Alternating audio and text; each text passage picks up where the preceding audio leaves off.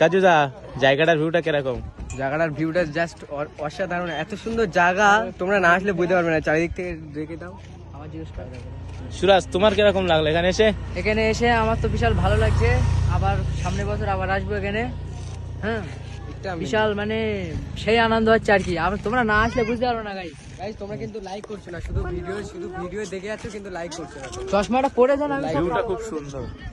কাজুদা তাহলে কিরকম এখানকার এক্সপিরিয়েন্সটা কিরকম আপনার? এত সুন্দর, তা তোমাদেরকে আমি কি বলবো। সুরাজ ফটো তোলায় ব্যস্ত। সুরাজের মনে হয় এই প্রায় 1000 ফটো তোলা হয়ে গেছে সুরাজের।